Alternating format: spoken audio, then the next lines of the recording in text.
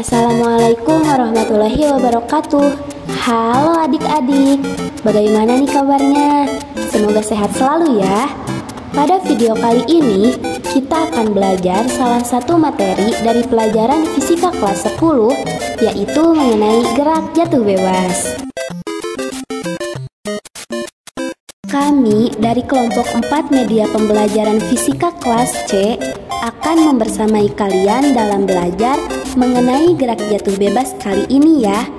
Tapi siapa saja sih anggota kelompok 4? Nah, kami beranggotakan 5 orang ya. Yang pertama ada Alfiah Setiawati dengan NPM 212153022. Yang kedua, Nanang Komarudin dengan NPM 212153025. Yang ketiga, Nadirotul Haeniyah dengan NPM 212153046. Yang keempat, Dina Wulansari dengan NPM 212153049. Dan yang kelima ada Al-Muqofi Ahmad Zawalul Ilmi dengan NPM 212153085. Adapun tujuan pembelajaran mengenai materi yang akan kita pelajari hari ini diantaranya, yang pertama, adik-adik mampu memahami peristiwa-peristiwa dalam kehidupan yang berkaitan dengan gerak jatuh bebas. Yang kedua, adik-adik mampu memahami besaran-besaran fisika yang terdapat dalam persamaan gerak jatuh bebas. Dan yang ketiga, adik-adik mampu menerapkan persamaan gerak jatuh bebas dan menggunakannya dalam pemecahan masalah.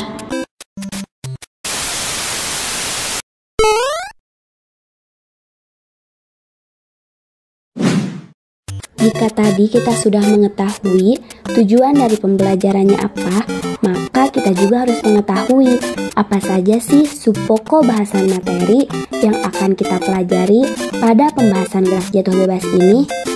Nah, untuk subpokok bahasan materi yang akan kita pelajari, yaitu ada pengertian gerak jatuh bebas tentunya. Kemudian ada percepatan gerak jatuh bebas, ada rumusan gerak jatuh bebas, dan juga ada penerapan gerak jatuh bebas dalam kehidupan.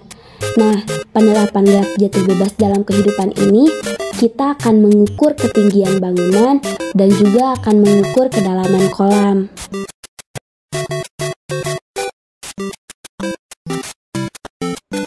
Nah, kali ini kita akan mengetahui terlebih dahulu mengenai apa itu gerak jatuh bebas.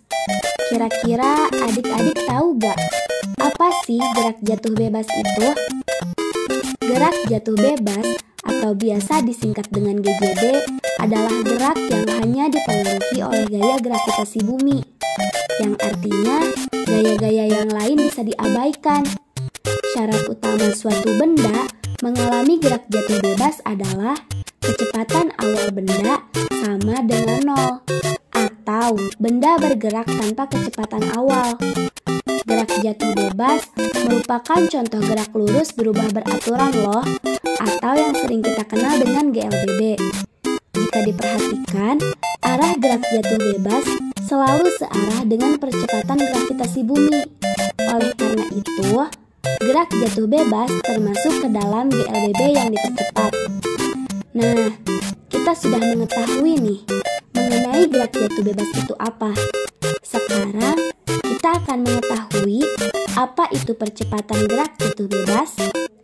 Mengingat arah benda yang mengalami gerak jatuh bebas searah dengan percepatan gravitasi bumi, maka besar percepatan benda sama dengan percepatan gravitasi bumi.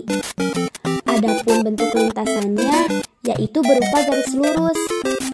Untuk meningkatkan pemahaman adik-adik tentang gerak jatuh bebas ini, yuk simak gambar berikut. Dari gambar terlihat bahwasannya lamanya benda di udara hanya dipengaruhi oleh ketinggian dan kecepatan gravitasi, atau tidak ada besaran lain yang berpengaruh. Misalnya, dua buah benda memiliki massa yang berbeda dan keduanya jatuh dari ketinggian yang sama, maka waktu tempuh kedua benda akan tetap sama. atau dalam hal ini, gesekan udara diabaikan. Jika pada pembahasan sebelumnya, adik-adik sudah belajar tentang syarat gerak jatuh bebas, yaitu kecepatan awalnya atau finalnya harus sama dengan 0. Secara matematis, maka hubungan antara rumus GLBB dan syarat GJB didapatkanlah suatu persamaan sebagai berikut, yaitu V sama dengan V0 ditambah A kali T. Nah, jika kecepatan awalnya atau V0-nya sama dengan 0, maka didapatkanlah suatu persamaan, yaitu V sama dengan V0 ditambah A dikali T. Dikarenakan V0 sama dengan 0, maka V sama dengan 0 ditambah A kali T. Jadi, V sama dengan A kali T. Maka didapatkanlah persamaan yang pertama.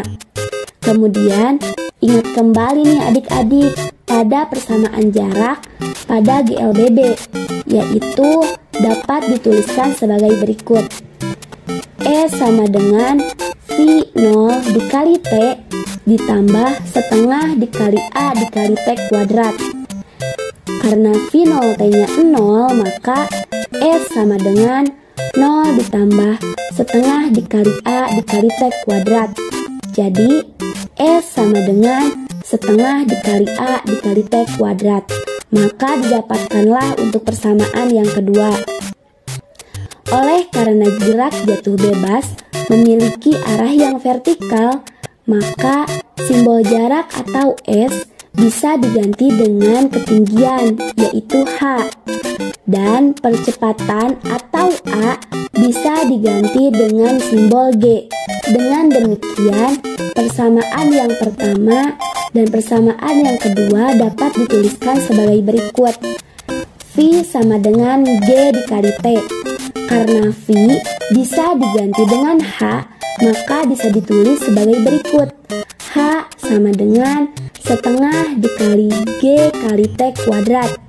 Nah, untuk nilai T-nya yaitu T sama dengan akar dari 2H per G. Selanjutnya, V sama dengan G dikali akar dari 2H per G. Jadi, V sama dengan akar dari 2 dikali G dikali H. Kecepatan akhir benda yang mengalami gerak jatuh bebas dipengaruhi oleh ketinggian dan percepatan gravitasi. Wah, bagaimana nih adik-adik? Apakah sudah cukup merasa pusing? Gak apa-apa kalau adik-adik merasa pusing. Berarti adik-adik dapat mengikuti pembelajaran dengan baik. Tapi kalau tidak, perlu dicurigai nih. Yuk, lanjut. Nah, selanjutnya kita akan belajar mengenai penerapan gerak jatuh bebas di dalam kehidupan. Untuk selanjutnya, kita akan belajar mengenai penerapan gerak jatuh bebas di dalam kehidupan nih. Untuk yang pertama, kita akan mencoba mengukur ketinggian sebuah bangunan. Nah, jika adik-adik akan mengukur ketinggian sebuah bangunan, adik-adik tidak perlu menggunakan meteran seperti halnya jika adik-adik akan mengukur panjang sebuah kayu. Tetapi, cobalah untuk melemparkan sebuah batu atau sebuah benda lainnya dari puncak bangunan tersebut.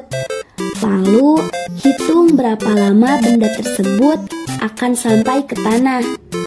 Nah, setelah waktunya diketahui, maka adik-adik pun bisa memasukkan besaran waktu tersebut pada persamaan ketinggian gerak jatuh bebas atau yang disimbolkan dengan H kecil.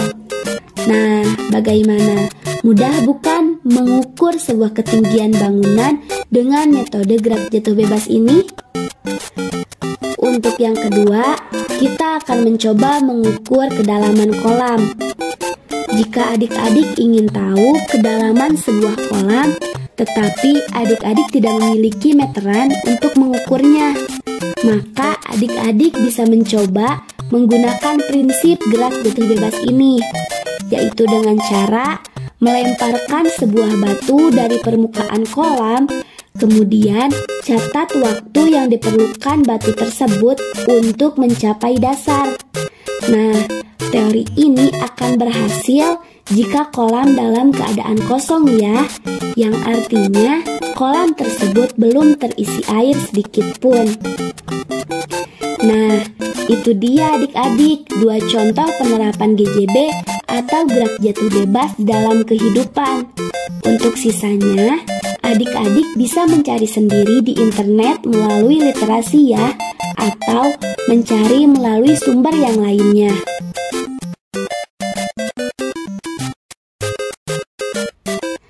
Jika sebelumnya adik-adik sudah mengetahui tentang pengertian gerak jatuh bebas, kemudian percepatan gerak jatuh bebas, dan rumusan gerak jatuh bebas serta penerapan gerak jatuh bebas di dalam kehidupan, maka untuk mengukur sejauh mana sih kemampuan adik-adik ini dalam pembelajaran gerak jatuh bebas, kuy cobain contoh soalnya. Nah, untuk contoh soalnya yaitu sebuah bola jatuh bebas dari atas gedung.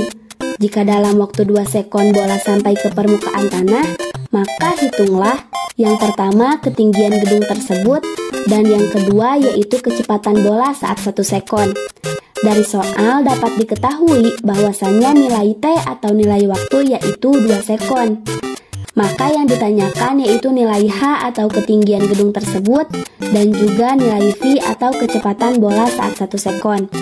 Nah, untuk menjawab persoalan yang pertama, kita dapat menggunakan rumus H sama dengan setengah dikali G dikali T kuadrat.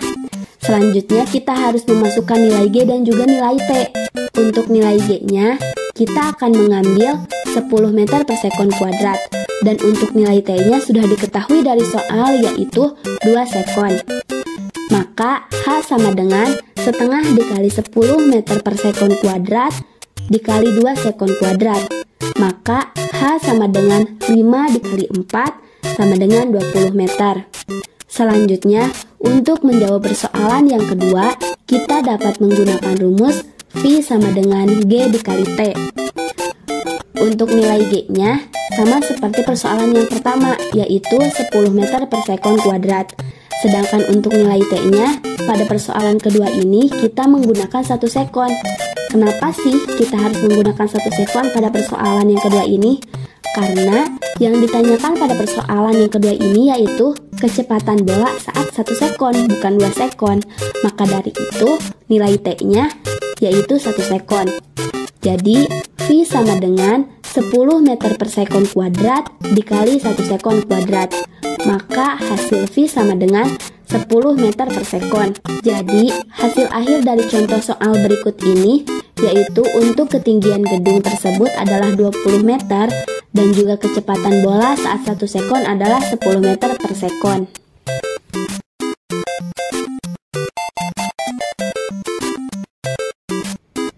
Nah, supaya pemahaman adik-adik dapat lebih matang lagi mengenai materi gerak jatuh bebas ini, kuy cobain untuk mengerjakan latihan soal berikut ini ya.